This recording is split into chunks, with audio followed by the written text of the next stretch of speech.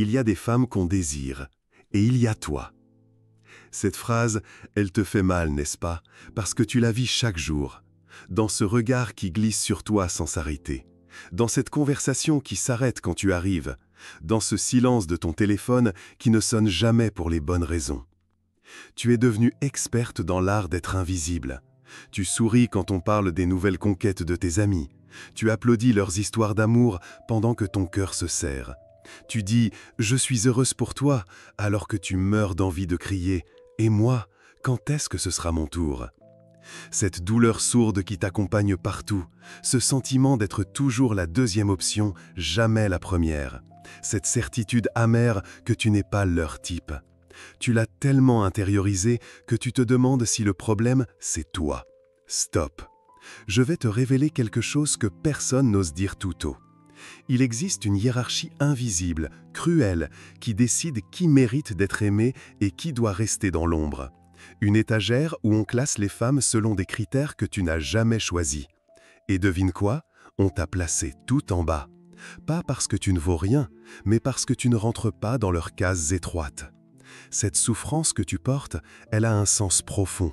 Elle révèle quelque chose de puissant sur qui tu es vraiment, au-delà de leur jugement.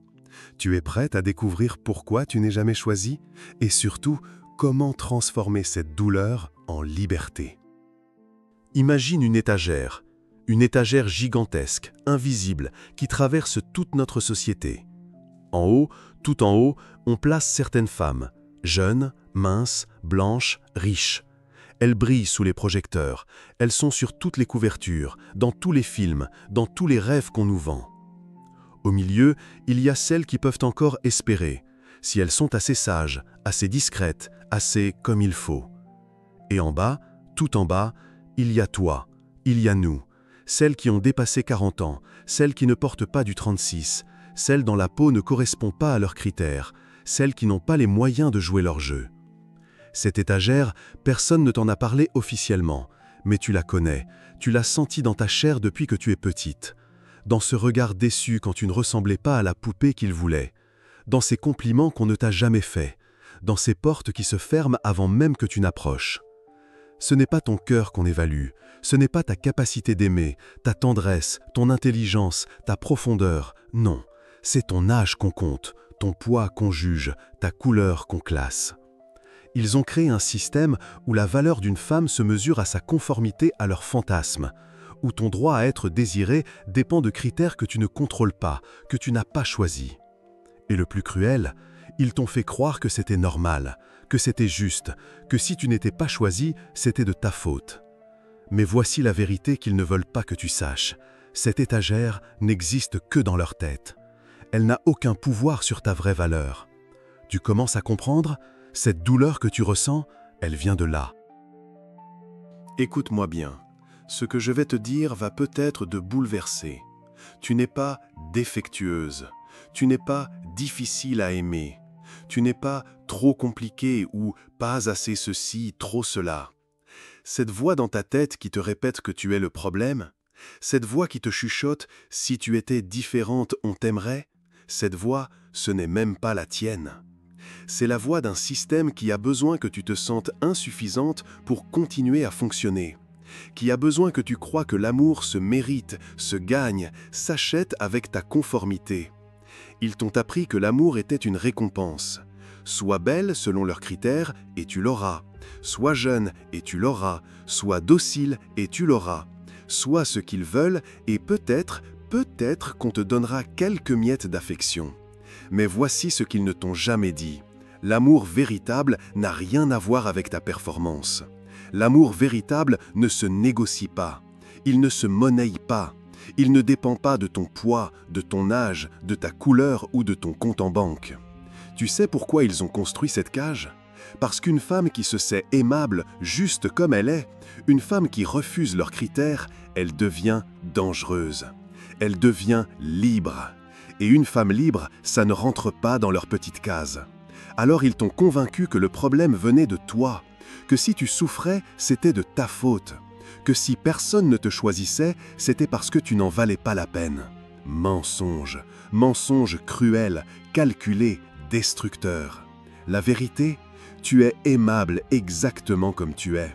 Ta valeur ne diminue pas avec l'âge, elle ne dépend pas de la balance, elle ne se négocie pas sur le marché de leurs désirs. Cette douleur que tu portes, c'est ta résistance qui se réveille. Tu cuisines pour une personne, toujours. Tu achètes des portions individuelles parce que les familles, c'est pour les autres. Tu dresses la table avec soin, même si c'est juste pour toi, parce qu'il faut bien garder sa dignité. Tu dors en étreignant un oreiller. Il a ta forme maintenant, usé par toutes ces nuits où tu as fait semblant qu'il était quelqu'un. Parfois, tu te réveilles en sursaut parce que tu as rêvé qu'on te tenait vraiment. Dans le métro, dans le bus, tu regardes les couples qui se touchent sans y penser. Cette main posée sur une épaule, ce regard complice, ce rire partagé. Tu détournes les yeux parce que ça fait trop mal. Alors tu pleures discrètement, en regardant par la fenêtre, en espérant que personne ne remarque. Tu maîtrises l'art des soirées en solo. Netflix, un verre de vin, ce sourire que tu affiches sur les réseaux avec le hashtag self-love alors que ton cœur se serre. Tu écris « ma meilleure soirée » pendant que tu meurs d'envie d'avoir quelqu'un avec qui partager ce film. Tu connais tous les prétextes pour ne pas aller au mariage, aux anniversaires, aux dîners entre couples. Je suis fatigué, j'ai du travail, une prochaine fois. Parce qu'être la célibataire éternelle du groupe, ça use. Et ces nuits où tu fixes le plafond, où tu te demandes si ça va toujours être comme ça, si tu vas mourir seul, si personne ne remarquera quand tu ne répondras plus au téléphone. Ce silence, il n'est pas vide, il est plein, plein de toutes les conversations que tu n'as pas, plein de tous les « je t'aime » que tu n'entends pas, plein de toute cette vie qui attend, qui espère, qui refuse de s'éteindre. Ce silence, il commence à te parler. Il te dit quelque chose d'important sur qui tu es vraiment, sous toute cette solitude imposée. Écoute-le, il a des secrets à te révéler. Il y a un psychologue qui s'appelait Carl Jung. Il a découvert quelque chose de révolutionnaire sur la douleur humaine.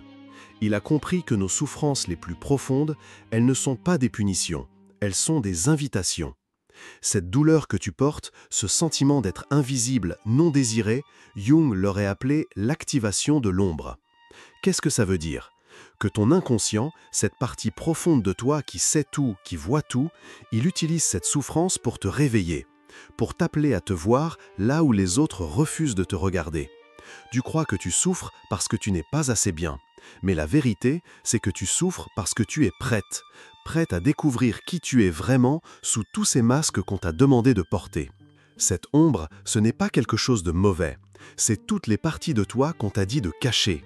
Ta colère contre cette injustice, ta rage d'être traité comme si tu ne comptais pas, ton désir brûlant d'être vu, vraiment vu, pour qui tu es. Ton inconscient te dit « stop ». Arrête d'essayer de rentrer dans leur case. Arrête de te diminuer pour qu'ils t'acceptent. Regarde-toi, vraiment, avec mes yeux, pas les leurs. Ce n'est pas que tu ne mérites pas l'amour, c'est que ton âme t'appelle à une forme d'amour plus vraie, plus profonde. Un amour qui commence par toi. Cette blessure d'abandon, elle cache un cadeau. Le cadeau de te retrouver, de rencontrer enfin celle que tu as toujours été, sous toutes ses attentes, sous tous ses jugements. Jung appelait ça l'individuation, le chemin pour devenir soi-même, entièrement, sans permission, sans excuse. Ta douleur te guide vers ta liberté. Tu commences à le sentir? Ils ne t'ont pas seulement ignoré, ils t'ont volé quelque chose de sacré. Ils t'ont volé ton droit à te sentir désirable, ton droit à te trouver belle, ton droit à croire que ton corps, exactement comme il est, mérite d'être touché avec tendresse. Tu sais ce qu'ils ont fait? Ils ont réservé le désir, comme un club privé. Entrée interdite si tu as plus de 30 ans, si tu fais plus de 60 kilos, si ta peau n'est pas de la bonne couleur, si ton compte en banque n'est pas assez rempli.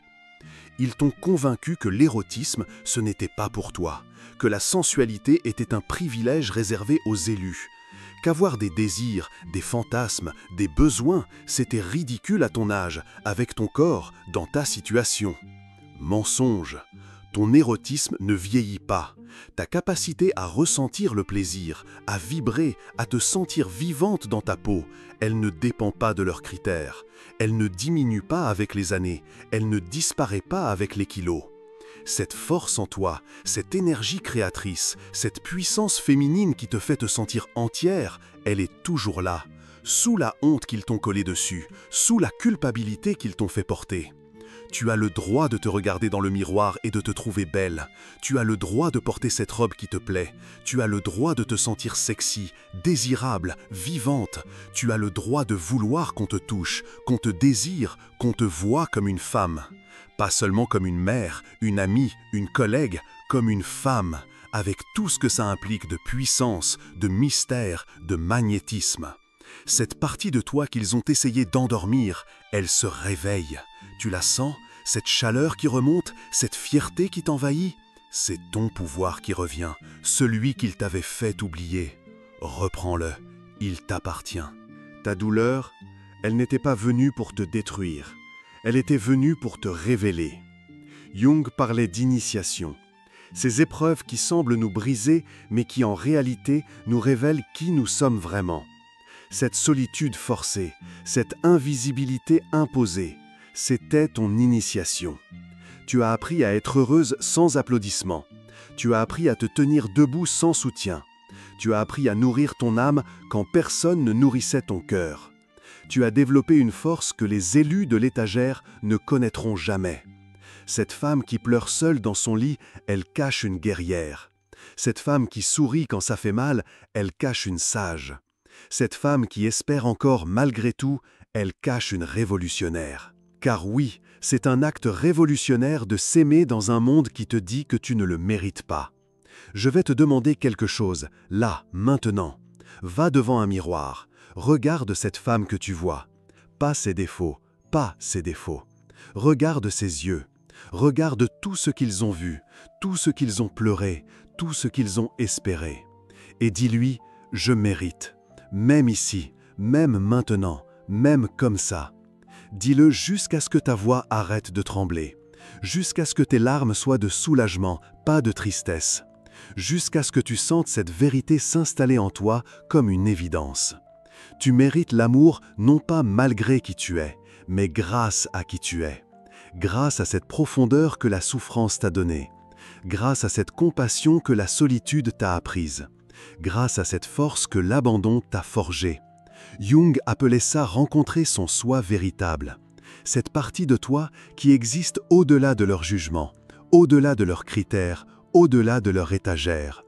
Tu la sens cette femme? Elle était là depuis le début. Elle attendait que tu la reconnaisses. Maintenant, tu la vois. Ta douleur, elle n'était pas venue pour te détruire. Elle était venue pour te révéler. Jung parlait d'initiation, ces épreuves qui semblent nous briser, mais qui en réalité nous révèlent qui nous sommes vraiment. Cette solitude forcée, cette invisibilité imposée, c'était ton initiation. Tu as appris à être heureuse sans applaudissements. Tu as appris à te tenir debout sans soutien. Tu as appris à nourrir ton âme quand personne ne nourrissait ton cœur. Tu as développé une force que les élus de l'étagère ne connaîtront jamais. Cette femme qui pleure seule dans son lit, elle cache une guerrière. Cette femme qui sourit quand ça fait mal, elle cache une sage.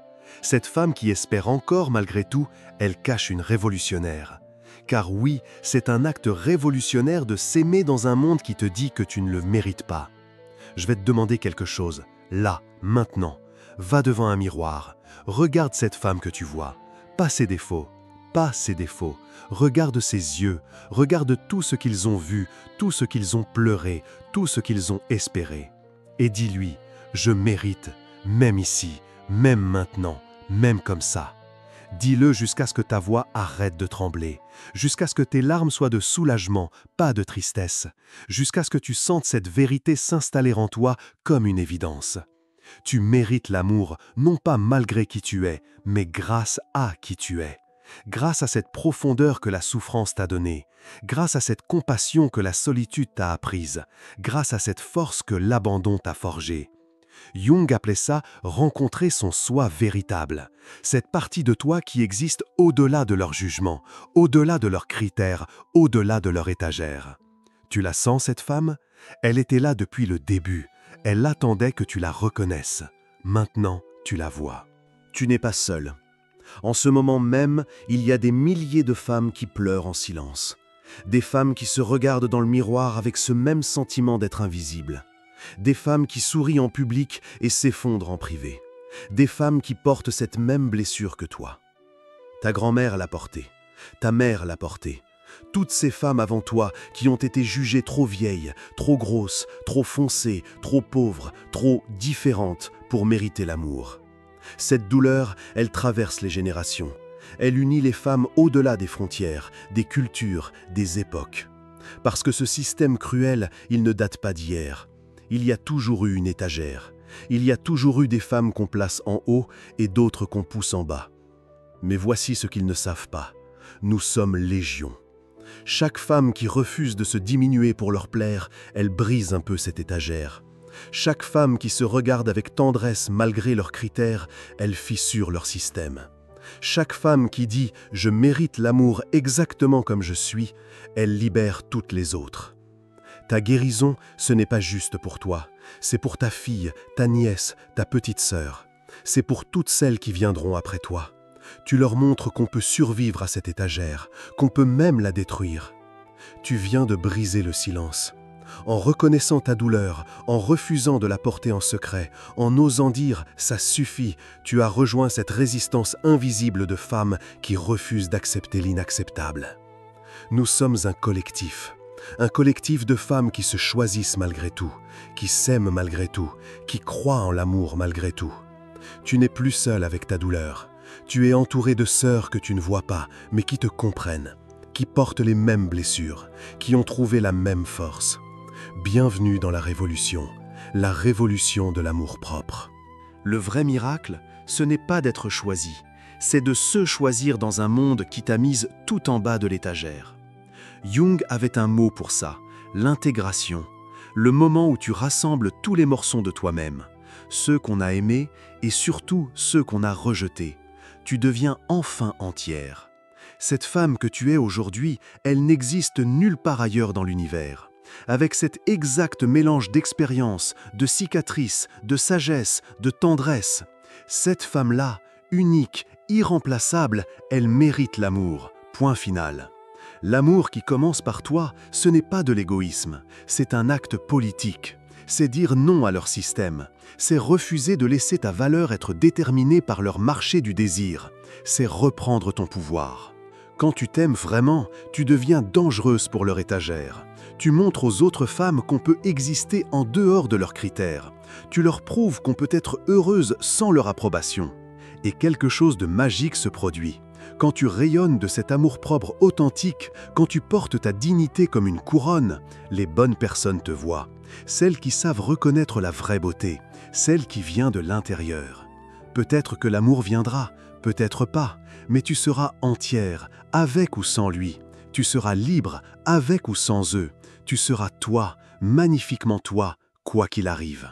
Cette douleur qui t'a mené jusqu'ici, elle a fait son travail. Elle t'a réveillée, elle t'a initiée, elle t'a rendue plus forte, plus vraie, plus libre. Maintenant, c'est à toi de jouer. C'est à toi de prendre cette liberté et d'en faire quelque chose de beau.